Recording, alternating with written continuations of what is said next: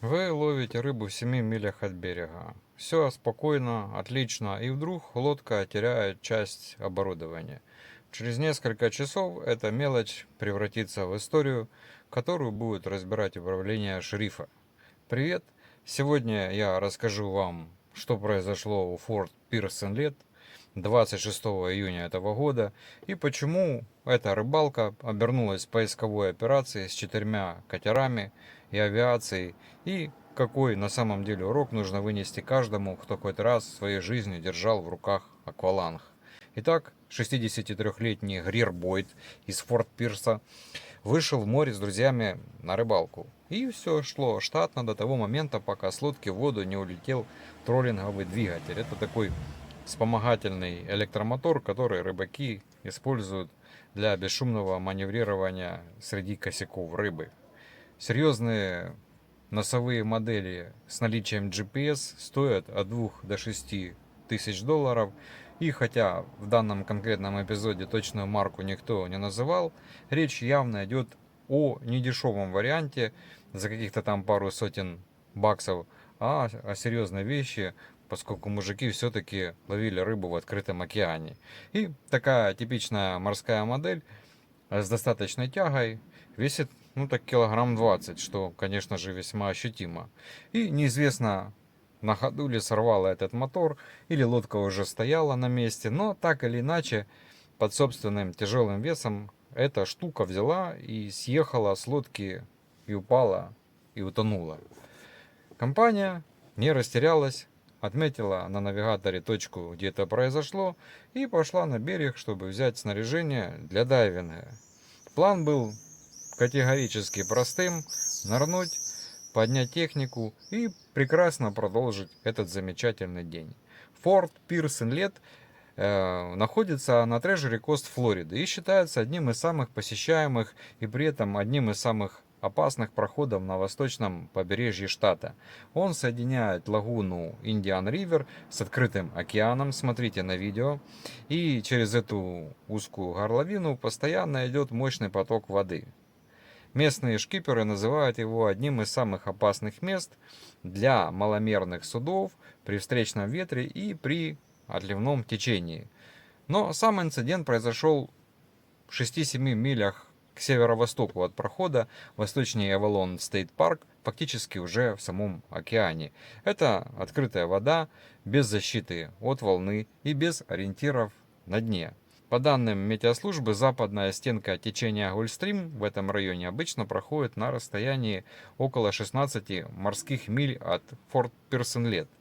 То есть место, где упал мотор и куда пришлось нырять, находится в полосе, где влияние этого мощного океанского течения уже достаточно ощутимо, даже если формально это еще и не сам Гольфстрим. Известно, что у этого участка берега возле Avalon State Park до сих пор есть подводные конструкции.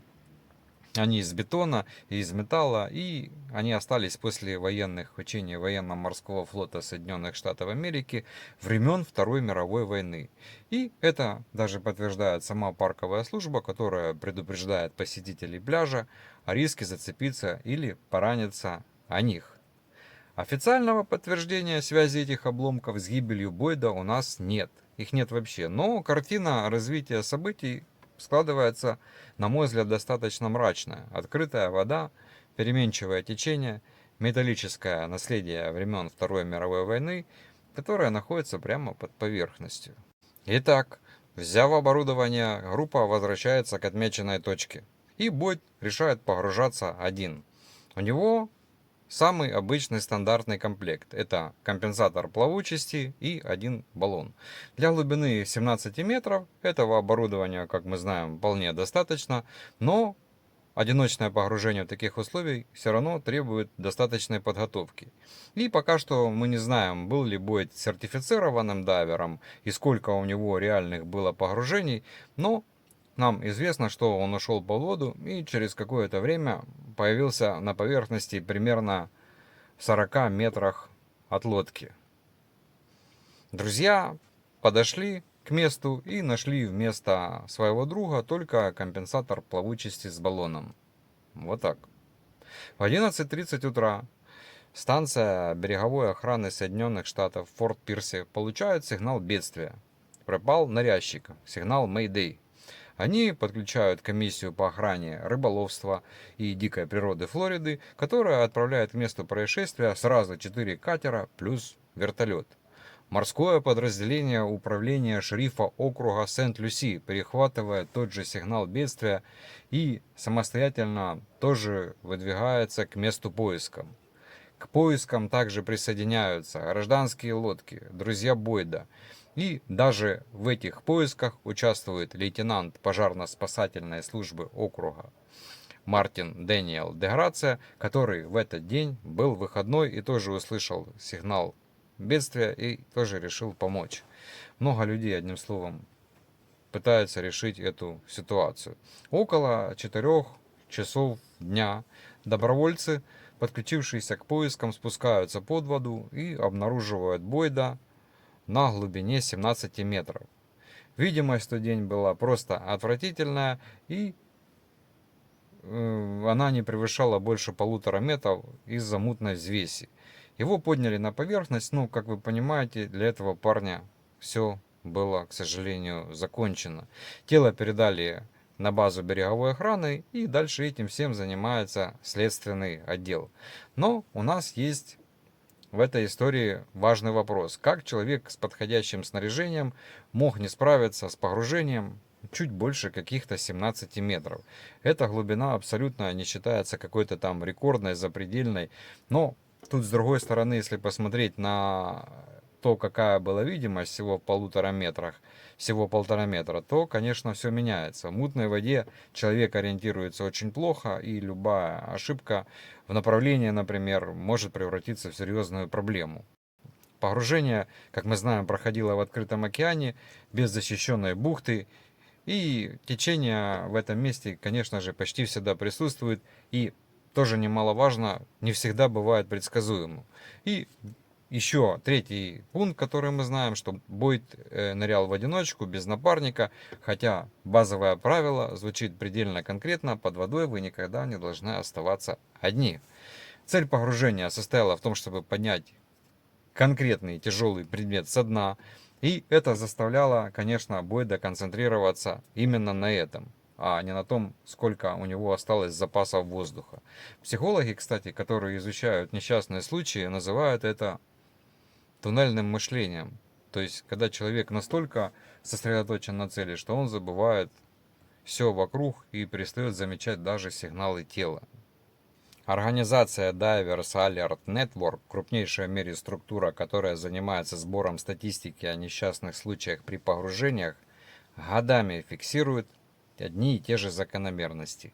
Сердечный приступ под водой остается одним из самых ведущих и самых главных причин гибели дайверов старшего возраста. Сердечно-сосудистые проблемы фигурируют приблизительно в каждом 7-м случае, а возраст за 40 сам по себе считается фактором риска.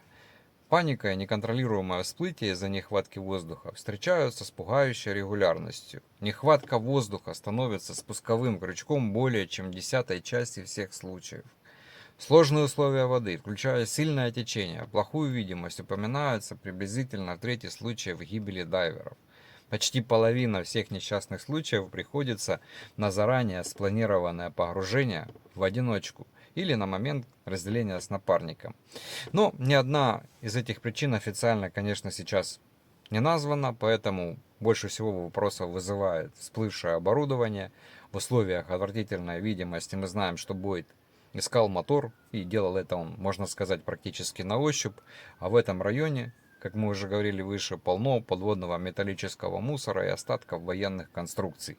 И если предположить, что он наткнулся на них или на брошенные рыболовные сети, то он вполне мог зацепиться вентилем баллона, первыми ступенями регулятора или даже декольцами жилета, и напарника, который мог бы подплыть и освободить его, рядом не было. А когда воздух начал подходить к концу, попытке спастись, человек предпринял единственное логическое, как ему кажется, верное решение: расстегнуть фастексы жилета, вылезти из рамок рюкзака и пойти наверх без воздуха, на одном, так сказать, последнем дыхании. И в итоге дайвер освободился от зацепа, но задохнулся по пути к поверхности, а жилет и баллон всплыли самостоятельно. Такая вот история. Управление шерифа продолжает разбираться в этих всех обстоятельствах, и точную причину, конечно, назовут уже после только результатов самого вскрытия. А вот если бы вы, да, взяли бы и потеряли что-то ценное, оно упало бы у вас с лодки, ключи, там, допустим, телефон, вы бы самостоятельно нырнули с баллоном достать их, или бы все же подождали человека, который мог бы вас подстраховать? Напишите об этом в комментариях, будет интересно почитать. На этом все. Всего вам самого доброго. До новых выпусков и пока.